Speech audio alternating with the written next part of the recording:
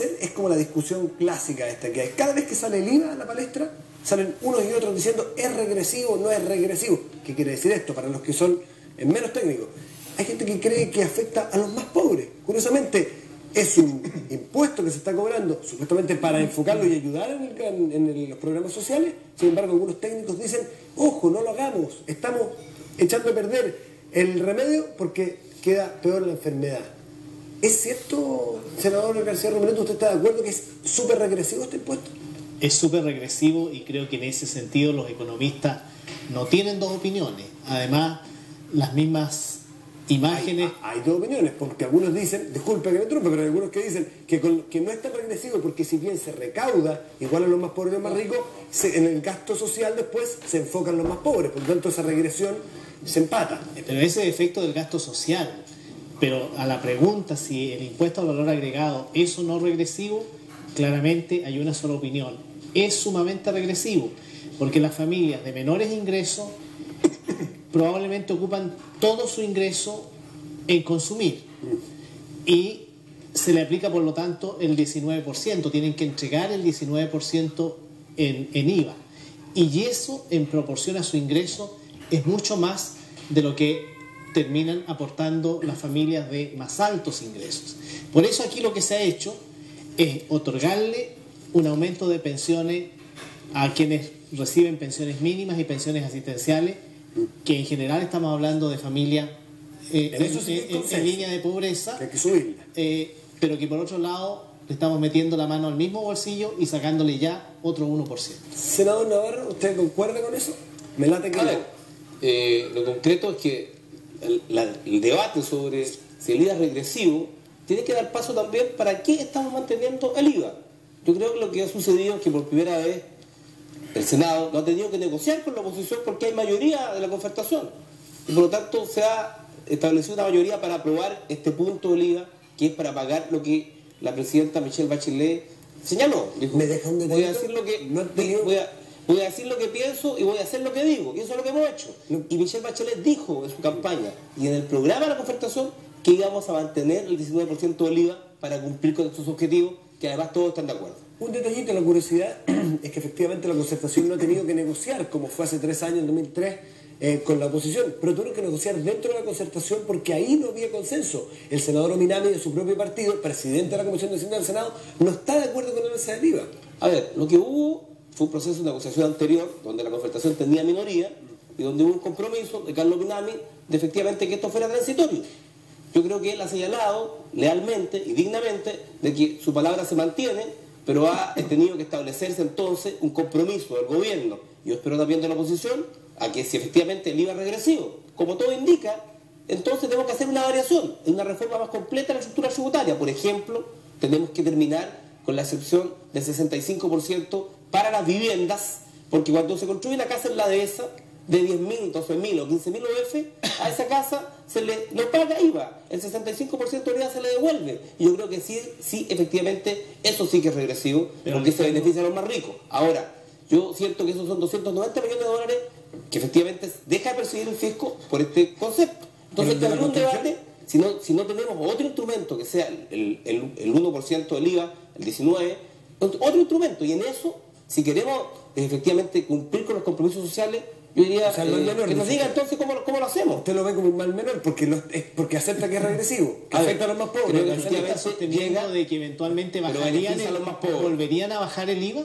A ver, yo creo que efectivamente en materia tributaria todo es revisable, como lo ha dicho la presidenta, si efectivamente las condiciones sí lo exigen. Ella ha dicho que no va a alzar los impuestos, pero tampoco los va a disminuir. Lo que hemos dicho, vamos a combatir la elusión, porque hay mucha gente que elude impuestos, y ese impuesto no lo elude la señora Juanita, lo eluden quienes saben cómo eludirlo. Tú te has fijado que cada vez que alguien va a echar benzina, hay algunos que piden factura, y tú miras a un vehículo particular que está echando benzina y pidiendo factura para descontar impuestos. Eso está bien fiscalizado por impuesto interno hace rato, me parece. Yo espero que sea así, porque definitivamente hemos logrado bajar la ilusión, pero aquí falta un mecanismo también para combatir a quienes evaden impuestos. Diputado Lorenzini, su visión. A ver, primero dicen que es regresivo. Subió del 17 al 18, el 18 al 19. Parece que es progresivo, no es regresivo. Progresivo el alza, regresivo el efecto. No, lo que pasa, el concepto económico es que efectivamente en alguna parte es regresivo y en alguna parte no. En las capas sociales más bajas, efectivamente, si usted paga el IVA de 19 y tiene un retorno mediante subsidio u otro tipo de granjería superior al 19, no lo es. En las clases medias donde está el problema, porque ellas no tienen subsidio de nadie. Las clases altas, más si usted no pagan ni impuestos, tampoco los empresarios. Está en las clases medias, que pagan los profesionales. Usted paga una 20, 30, hasta 40% de impuestos, ¿no es cierto? Y sin embargo, no tienen ninguna contribución en la casa, en los subsidios. Pero el tema es otro. Vámonos a lo que estábamos.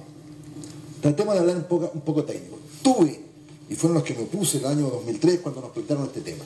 Nos dijeron, auge necesita financiamiento. Tratados con Estados Unidos, Corea y Europa. Va a disminuir los ingresos aranceles. Correcto. Entonces necesitamos transitoriamente, aquella vez yo lo dije, transitoriamente 3 años, vámonos con el IVA a un punto 300, casi 400 ¿Si usted hubiese sabido que iba a mantenerse, hubiese votado a favor? A ver, ¿O votó porque era transitorio? Vamos con calma, que los hechos no son tan puntuales. ¿Qué sucede? Llega Michelle Bachelet, programa social. Acabamos de hablar hace unos instantes, le va a tocar a Pepe en el Senado, también al senador Navarro ahora, la próxima semana. Aumento de seguridad ciudadana, 6.000 carabineros para los próximos 4 años. 60.000 millones de pesos. Aprobamos el aumento de pensiones brutal hasta 100.000 pesos, 10% y de ahí aproximando. Tenemos las salas cunas, proyecto que viene. Tenemos el tema de incentivar la contratación de los muchachos jóvenes, proyecto que viene, la educación.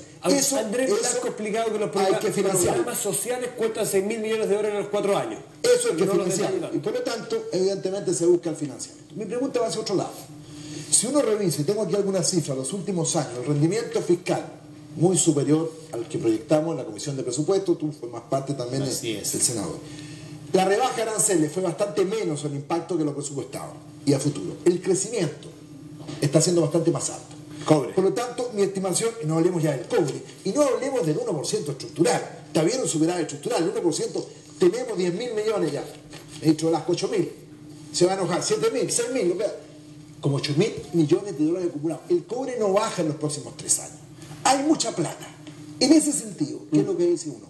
En la medida que haya más ingresos, evidentemente porque el IVA se va a mantener, ¿no es cierto?, en 19%. Este aumento no es permanente, es un aumento coyuntural de acuerdo a las circunstancias. Ese fue el compromiso con el ministro Velasco y con el ministro del Interior. Que por lo tanto es un tema debatible todavía a futuro. Después le voy a preguntar por qué votó a favor, porque usted me está dando puras explicaciones para el contra.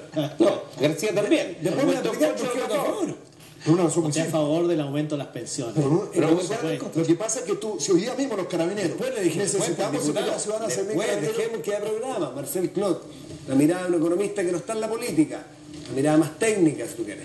Bueno, mira, yo no sé si puedo mostrar los gráficos. Sí. A mí me gustaría explicar un poco el por qué se dice que estos impuestos son regresivos, ¿ya? Y por qué lo son, digamos, y cuál es la explicación de ello. La explicación fundamentalmente es por el hecho que el pobre no es que probablemente gasta, sino que gasta todo su ingreso en consumo, y los sectores más altos, una parte importante lo ahorran, entonces no están afectos al IVA, y además gastan en una serie de servicios que no están afectos a IVA. Ese es el primer gráfico. ¿Qué es lo que muestra? ¿Lo podemos...? Pero adelante, por favor. Este gráfico muestra que los sectores más pobres tienen una carga, aquí en negrito está la carga tributaria. ¿Se ve, no? Sí. Entonces, los más pobres, el 10%, el 20%, tienen una alta carga, el impuesto los castiga mucho más severamente que al 10% más rico. Y a medida que aumenta el ingreso, el castigo es mayor. El próximo gráfico nos muestra... Esto es un estudio no tuyo, sino que... No, eso es la base del estudio de Engel y... Exactamente. Esto es lo que muestra una combinación de un aumento del IVA en un 1% más una reducción de aranceles. ¿Ya? El 20% más pobre, más castigado que el 20% más rico. Esto significa que es regresivo el impuesto, que castiga severamente a los sectores más pobres. El próximo gráfico nos muestra una realidad que nos informa la revista Capital. Muy buena revista. No sé, bueno, trae información. ¿Qué es lo que nos dice? El 10% más pobre, extrema pobreza, vive con un ingreso per cápita de 30.000 pesos cuando más. El 10% más pobre de los chilenos. El 10%. Y el 35% más pobre y así. En definitiva, ¿qué conclusión sacamos de acá? Que el 90%... El 90% de los santiaguinos, que es donde está el 40% de la población, vive con menos de 220.000 pesos al mes. Y 70% con menos de 135.000 pesos. Esta es la gente sobre la cual está... En la región es peor eso, ¿eh? Esto es peor. Esta es la carga que hay. Sí. O sea, este sector, el 80-90% de los chilenos que viven con menos de ese ingreso son los que soportan esta carga tributaria. Ahora, fíjese usted en el próximo gráfico, muestra el próximo. Ese. Este que está acá muestra la importancia del IVA en Chile respecto a los países desarrollados, porque se nos ha dicho que la tasa del IVA es similar a los países desarrollados, pero lo que no se nos dice es que es el único impuesto importante en Chile, porque el impuesto a la renta, el impuesto a las utilidades de las empresas es despreciable. Entonces, claro, si bien la tasa igual, hay economistas que dicen... bueno, otra en cosa. mi juicio es despreciable y es despreciable en términos objetivos si nos comparamos con los países de la OECD. ¿Qué es lo que ocurre? Se nos dice, y se ha planteado acá, que, bueno, da lo mismo, porque esta cosa vuelve a los pobres. ¿Ah? Sí. Pero esto es exactamente, los pobres financian su pobreza. A ver, Los pobres financian o sea, el punto es aquí, Lo que tú dices, pero lo que estoy diciendo es que dado efectivamente que el IVA, espera, se cayó el micrófono. Lo que tú dices dado es que el IVA sí, es le el sacan gran los pobres. impuesto que se cobra en Chile, sobre el cual se financia prácticamente más de la mitad, o una mitad, digamos, de todo el ingreso fiscal de la educación pública, la salud pública, de las pensiones. Este aumento miserable, despreciable que se hace de las pensiones, 4.000 pesos a quien gana 40.000 pesos, se hace con la plata de los pobres. Entonces esto es como repartirse la pobreza. Ya, a ver, déjame decirte, son los entiendo. pobres. Tú estimas que el remedio que se ha puesto, que es el alza del IVA, Es absurdo. es absurdo. Pero tú dices que lo que debería hacer para efectivamente mejorar los sectores más populares es subir otra parte de la carga Mira, tributaria. yo solamente me quiero referir a lo que dice Alain Touraine, uno de los inspiradores Usted ideológicos. habla como ministro. Cuando yo sea presidente, lo voy a traer. Habla como ministro. Uno de los inspiradores de la concertación dice: no hay lucha contra la desigualdad que no sea transferencia de recursos. En concreto, ¿qué dice? Dice: ahora Chile debe preocuparse un poco más de los pobres, y Michel, porque es la tutea, dice, haría bien en hacer que la gente de la dehesa pagara más impuestos. ¿Usted está de ¿Qué es acuerdo? lo que estoy diciendo yo? queremos con las ¿Qué es casitas lo de que la estoy dehesa? diciendo yo? Estoy diciendo que este tema del IVA lo único que hace es que los pobres financian su pobreza, financian su educación, financian su salud, su infraestructura y sus pensiones. ¿Y qué significa eso? Para terminar, concluyo acá. Que como son pobres, entonces es pobre la educación pública, pobre la salud pública, pobre la infraestructura pública, y en definitiva no hay una transformación sustantiva de la tremenda desigualdad que está instalada en Chile. A ver, que he escuchado esta